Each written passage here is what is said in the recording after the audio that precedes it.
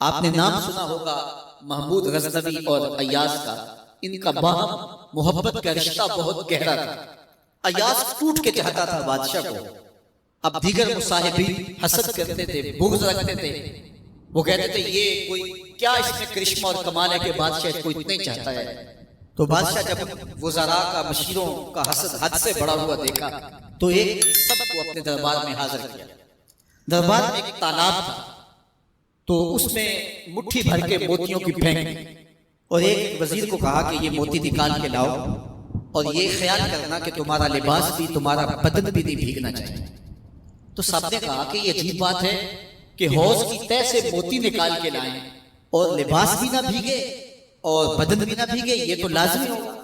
پھر دوسرے وزیر کو کہتا کہ یہ موتی نکال کے لاؤ، تمہارا لباس بھی نہیں بھیگنا چاہیے، تمہارا بدن بھی نہیں بھیگنا چاہیے۔ تو وہ آگے سے حجت کرتا یہ کیسے ہو سکتا ہے کہ بدن بھی اور لباس بھی نہ بھیگے اور موتی بھی نکال لاؤں؟ تیسرے کو، چوتھے کو، پانچویں کو، ہر ایک آگے سے حجت کرے یہ کیسے ہو سکتا ہے؟ پھر ایاز آ گیا، تو بادشاہ نے ایاز کو کہا کہ یہ موتی نکال کے لانے ہیں اور تمہارا لباس بھی اور تمہارا بدن بھی نہیں بھیگنا چاہیے۔ ایاز نے فوراً چھلانگ لگائی اور موتی نکالے۔ جب باہر نکلا تو بدن اور لباس پانی سے نچڑ رہا تھا، تو ایسے موتی بادشاہ کو پیش کیے اور بدن کپ کپا رہا تھا۔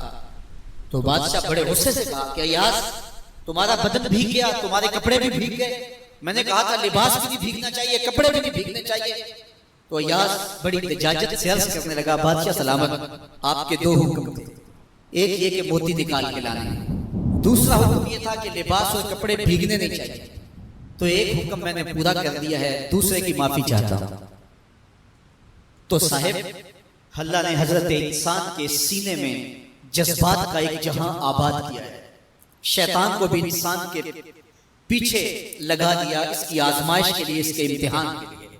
نفس اس کے اندر موجود ہے، اور دوسری جانب اس کو گناہوں سے منع بھی کیا اور نیکی کی تلقین بھی کی۔ اب کتنی مشکل زندگی ہے حضرت انسان کی، آئی جان شکنجے اندر جویں ویلنے دے وچ گنا، کتنی مشکل زندگی ہے۔ خواہشیں ہیں کہ آوارہ ہیں، آرزویں ہیں کہ بے قابو ہیں، اور دوسری جانب اللہ کا حکم ہے۔ اب کیا کرے؟ تو گناہ کرنے کے بعد پھر اللہ کے حضور توبہ کرے، جو ممکن ہو وہ نیکی کرے، اور گناہ سے مقدور پر بچنے کی کوشش کرے، لیکن بشری تقاضوں کے تحت اگر اس سے گناہ کبھی سرزد ہو جائے تو اس پر اکڑے نہ اور اس پہ مصر نہ رہے، اس پہ اصرار نہ کرے، بلکہ فوراً اللہ کے حضور توبہ کرے۔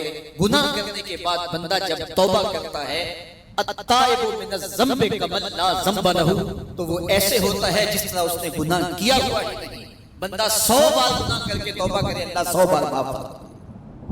وہ کریم ہے، 70 ماؤں سے زیادہ پیار کرتا ہے۔ تو بندے اس کی دہلیز پہ جب توبہ کرتے ہیں، رجوع کرتے ہیں اور اس سے معافی مانگتے ہیں، تو وہ یہ نہیں دیکھتا کہ یہ گناہ گار کتنا بڑا ہے، وہ یہ دیکھتا ہے کہ یہ میری دہلیز پہ آیا ہے اور اس کے ما قبل کے سارے گناہ معاف بھی کرتا ہے، بلکہ گناہوں کو بدل کے نیکیوں میں بھی تبدیل کر دیتا ہے۔ آئیے اب قرآن مجید میں ان لوگوں کی کہانی بھی پڑھی ہے جو اپنی زندگی کو اپنے مالک کے نام لگا چکے ہیں، اور ان سے اگر کوئی معاملہ سرزد ہو جاتا ہے تو وہ کس قدر اللہ سے ڈرتے ہیں۔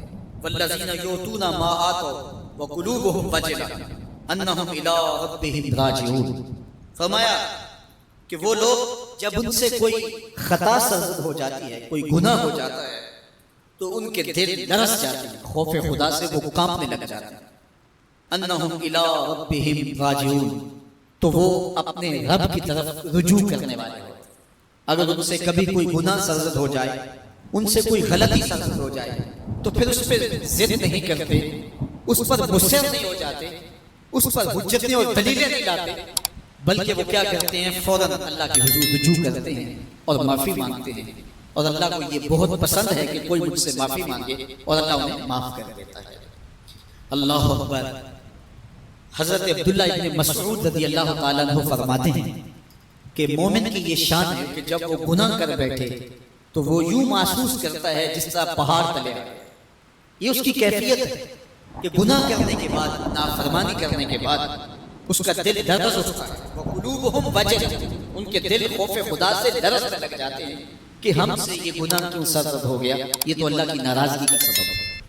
تو حضرت عبداللہ ابن مسعود فرماتے ہیں یوں محسوس کرتے ہیں جس طرح پہاڑ تلے آ گئے اور پہاڑ ابھی گر جائے گا اور انہیں کچل دے گا، تو وہ جلدی جلدی تلافی کرتے ہیں، توبہ کرتے ہیں، رجوع اللہ کرتے ہیں تاکہ ہمارا گناہ معاف ہو جائے۔ اور منافق کی مثال بھی بیان کی گئی، جب وہ گناہ کرتا ہے تو یوں محسوس کرتا ہے جیسے بدن پہ مکھی بیٹھی تھی، ہلکے اشارے سے اڑا دی۔ سویر سے لے کر شام تک کتنی بار ہم اپنے بدن پہ بیٹھی مکھیاں اڑا دیتے ہیں اور ہمیں شام کو یاد بھی نہیں ہوتا کہ یہ عمل ہم نے کتنی بار کیا۔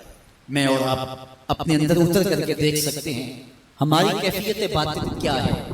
نمازیں چھوڑی، جھوٹ بولا، غیبت کی، چغلی کی، کسی کا دل دکھایا، کسی کو تکلیف دی، گالی گلوچ کیا، سب کو شتم کیا، سویر سے شام تک کیا کیا گناہ کیے، کبھی خیال بھٹکے، کبھی سوچیں آوارہ ہوئیں، کبھی نگاہوں نے بدکاریاں کی، کبھی زبان نے جرم کیے، اور شام کو ہمیں یاد بھی نہیں ہوتا کہ آج ہم نے کیا کیا جرائم کیے، آج ہم نے کیا کیا گناہ کیے۔ اگر ہماری یہ کیفیت ہے تو یہ عملی نفاق ہے کہ بدن پہ مکھی بیٹھی اور اڑا دی۔ اور اگر ہماری کیفیت یہ ہے کہ گناہ کے بعد یہ محسوس ہوتا ہے کہ ہم پہاڑ تلے آ گئے اور اللہ کی ناراضگی ہم نے منہ لے لی اور جلدی جلدی توبہ کر کے رجوع کرنے کی جانب بڑھتے ہیں، تو پھر مبارک ہو، نہیں تو مجھے اور آپ کو اپنا محاسبہ کرنا چاہیے۔ ہمارے دلوں پر زنگ چڑھ گئے ہیں اور ہماری کیفیت یہ ہو گئی ہے کہ گناہ کرنے کے بعد بھی ہم ڈٹے رہتے ہیں، جبکہ زندگی اصحاب رسول کی دیکھیے ان سے بھی کبھی کوئی خطا سرزد ہو جاتی تو وہ فوراً اس گناہ کی تلافی کے لیے حضور کی بارگاہ میں حاضر ہو جاتے۔ حضرت ابو لبابہ رضی اللہ تعالیٰ عنہ نے اپنے آپ کو مسجد نبوی کے ستون کے ساتھ بندھوا دیا اور کہا کہ جب تک میری معافی نہیں ہوگی تب تک اپنے آپ کو کھلواؤں گا نہیں۔ اور پھر